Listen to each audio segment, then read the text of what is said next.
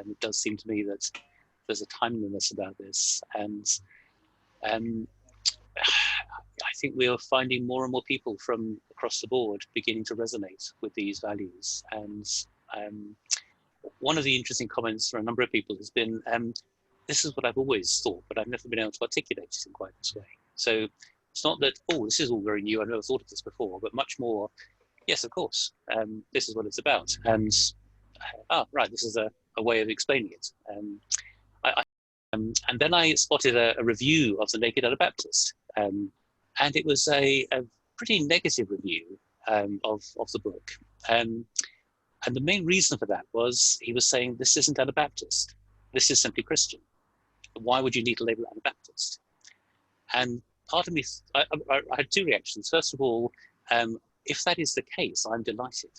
You know, I have no particular desire to slap Anabaptist labels on things. You know, for me, as I say at the very end of the book, it's actually all about following Jesus. And the only reason I'm really interested in the Anabaptist tradition is it helps me to do that. It points me back to Jesus. So fine, if that's true, but I don't think it is true. I don't think this is actually what most Christians believe, particularly on some of those areas like peace and economics and forms of church and so on.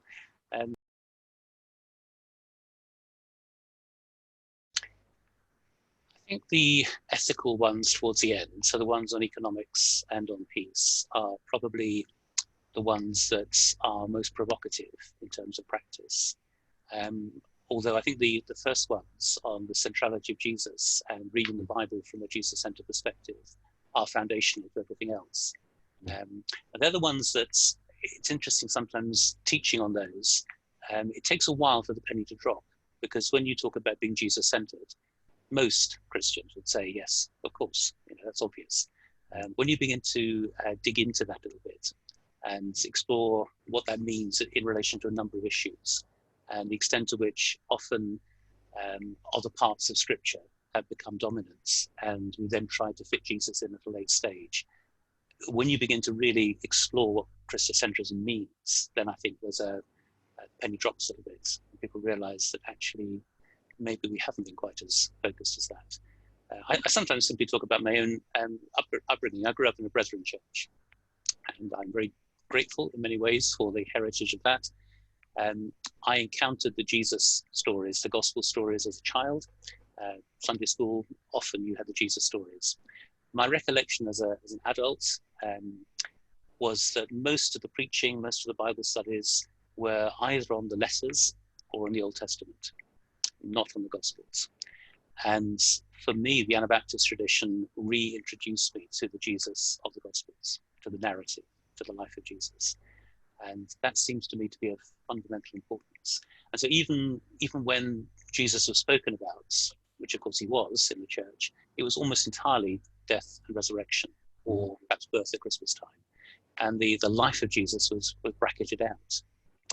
And when I teach on this, I also refer back to the great creeds of the church, the ecumenical creeds, where you have exactly the same problem. He was born of the Virgin Mary, suffered under Pontius Pilate, crucified, dead and buried.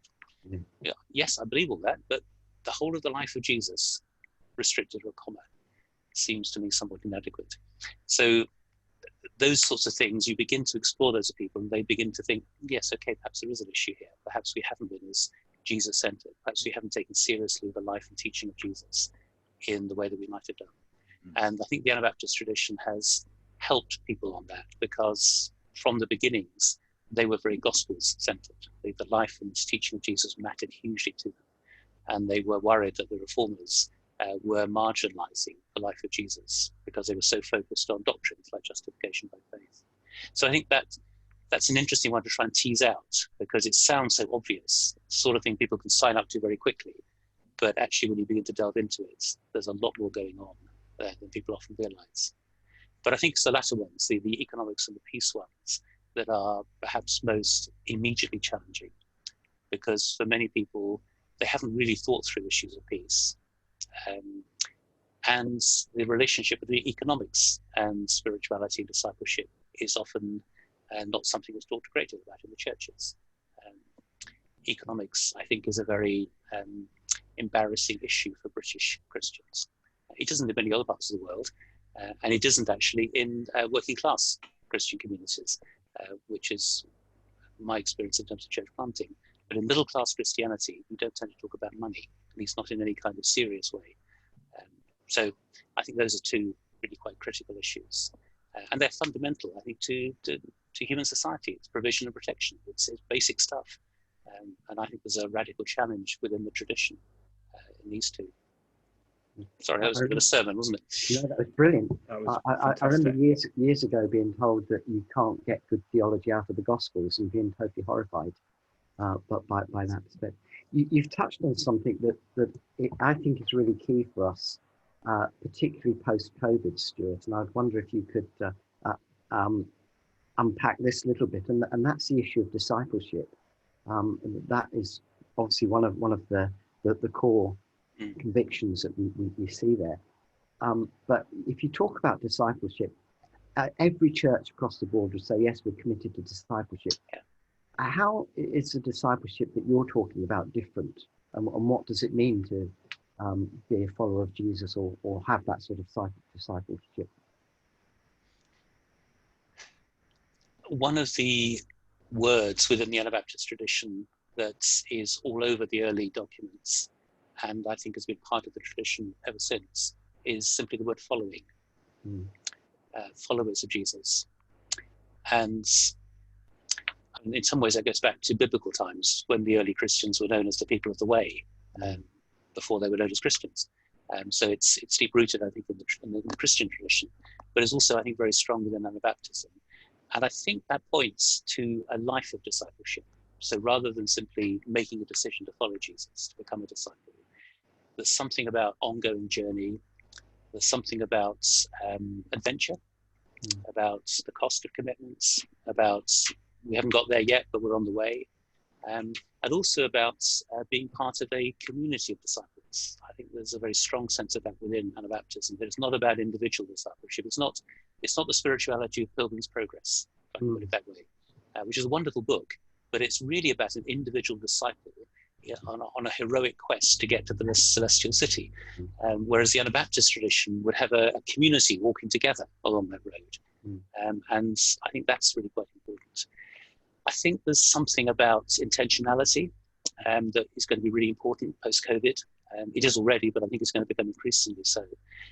I think there's been an assumption that as long as people hear enough sermons, go to enough church meetings, enough Bible studies, somehow discipleship will just happen. And I think we're going to need to be a lot more intentional about it. I think there needs to be a focus on whole life discipleship rather than being good church members, but also a sense of lifelong discipleship. What does that look like for churches? I think one of the other things that my wife and I have written on together is multi-voiced church, and a move away from simply passive consumption of sermons to a much more engaged form of learning together, which doesn't preclude sermons, but sees them as just one part of a learning community, and a much more active participation in learning how to read scripture and apply it, learning how to interpret what's going on in society. A phrase that I picked up from someone else is communities of discernment and resistance.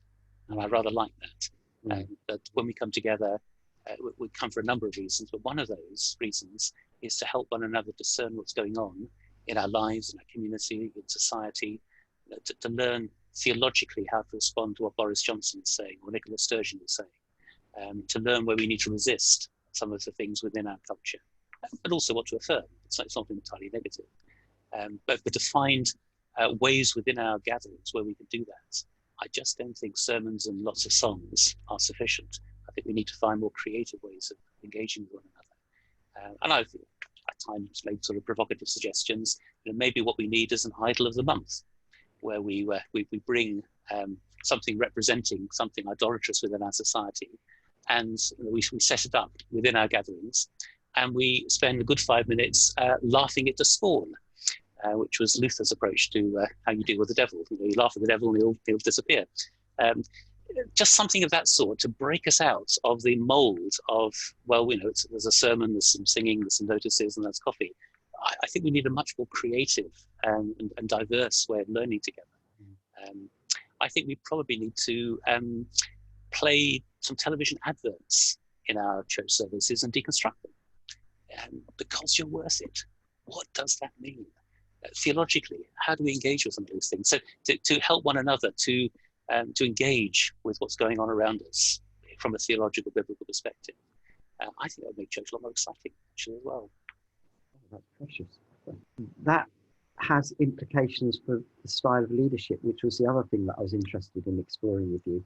What does leadership look like in a post-COVID, post-Christendom, Gen X environment? Well, I think what you said earlier about it moving away from heroic leadership is part of that, really. So I'm much more drawn to more of a consultative approach to leadership, to more of a team-based approach in every area, really. I mean, one of the things that I've been convinced about for years is the need for collegiality and for working together in partnership wherever possible. Whenever I travel to teach, as far as possible, I'll take a colleague with me and we will do it together. And I will tend to take younger colleagues, quite often a female younger colleague, to give them an opportunity to do things they wouldn't otherwise be able to do. That's been really quite interesting, sometimes in situations where they've never had a female voice of that kind before.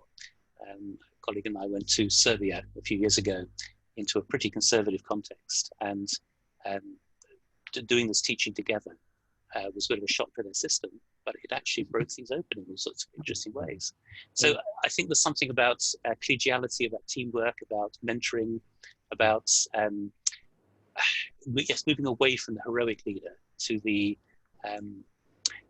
leader who listens to others and who could perhaps facilitate the emergence of vision. I think that's the kind of model I have, but it's far less impressive. Yes. If that's what you're after. And it doesn't massage your ego in quite the same way, does it? No, absolutely. Yeah. No, and if you begin to co-teach with others, as I've done for many years, you have to face the reality that your co-teacher doesn't do quite what you would do. They will sometimes do things better than you will do. But other times you think, oh, I could have done that better than they did. It's a learning process. I've also tried to write with others. So 4 or 5 of the books that I've written have been co-written with somebody else. And again, that's partly to hear other voices. It's partly also to give people who wouldn't otherwise have a voice. And I think there's something about leadership that makes space for others that's going to be really important.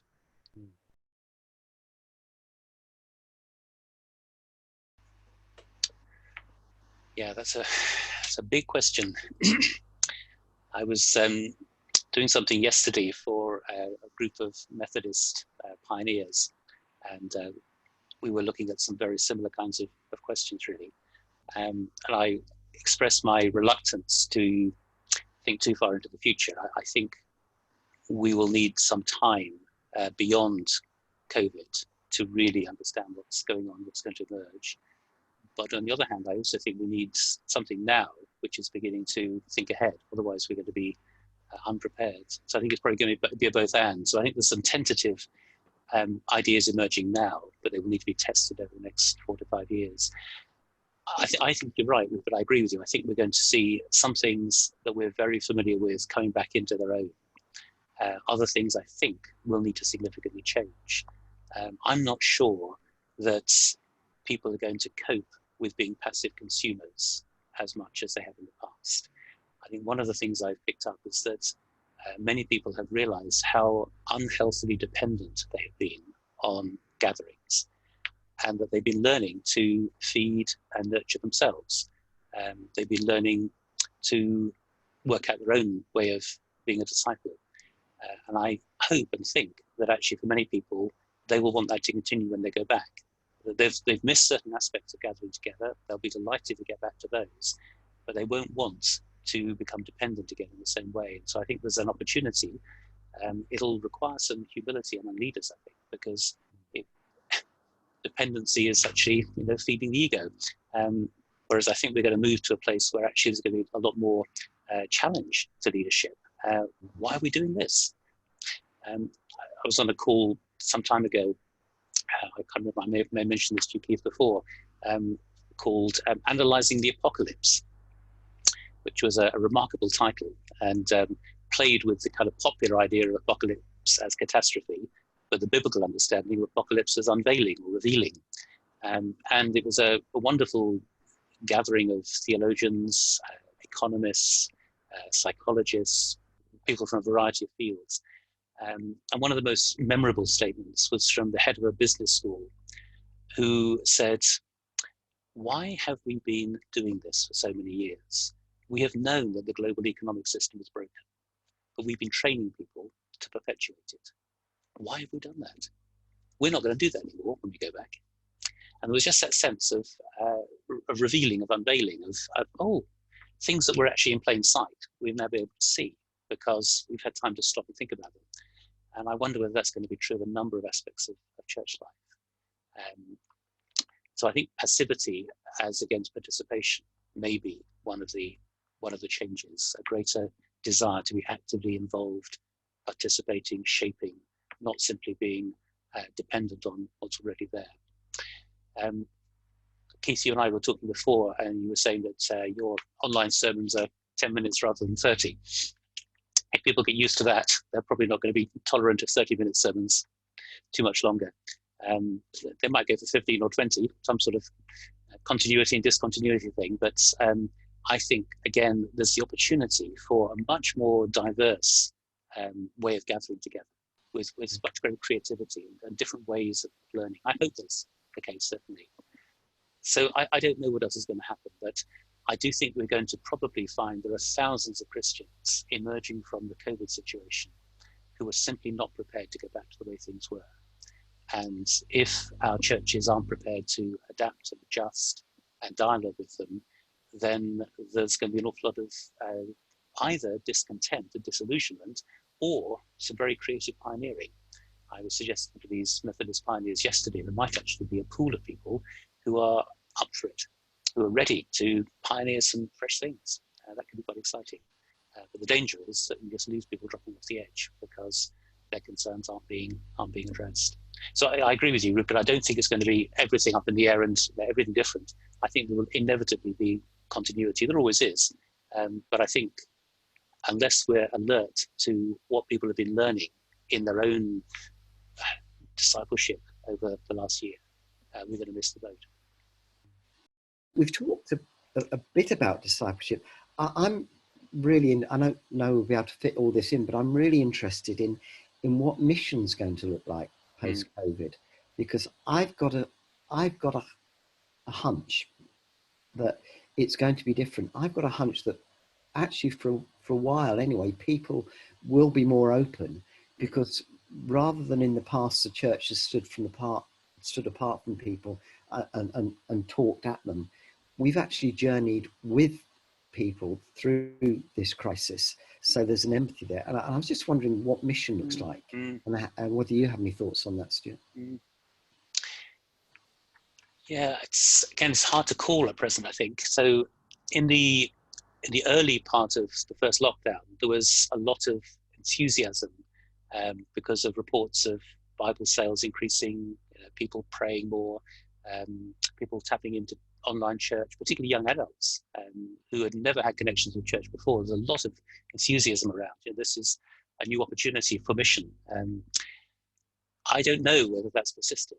I haven't heard reports recently. It may have done, but interesting to know.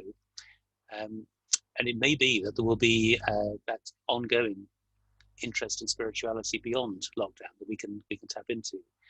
I'm just conscious that historians talk about what happened after the Spanish flu, which is the most recent kind of pandemic that we've experienced. And they point to the fact that there was heightened interest in spirituality while that was happening, but it very quickly gave way to the Roaring Twenties, to a decade of hedonism as people decided party time. So I think we will just need to be alert to the possibility that it could go in either direction or some kind of combination. I certainly don't think we should be gung-ho thinking, this is going to be a wonderful opportunity for evangelism. It may be, but it may also actually be quite a tough time. I think the other thing that I've noticed and picked up from a number of places is that in many neighborhoods, churches have been slower to respond to needs than many other community groups.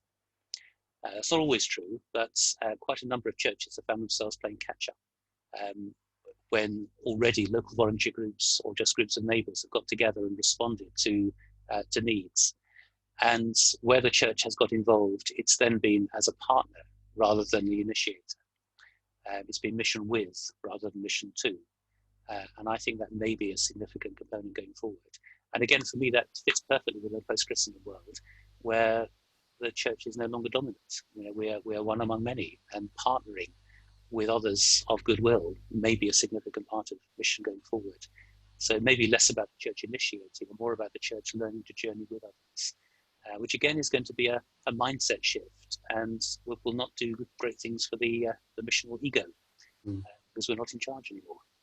But I've just picked this up from a number of different places, and it's been quite a salutary lesson for some church leaders as they try to work out how to operate in that very different mode. But again, I think it fits into our context and our culture, and this language of following from the Anabaptist tradition. It means you can walk alongside people, you journey together, rather than a position of standing somewhere and saying, we've got it all together, come and join us. No, let's walk together. We are pilgrims on a journey. We haven't got there yet fully either. We've got a sense of destination, but we're on the journey still. That may be a more helpful stance, I think.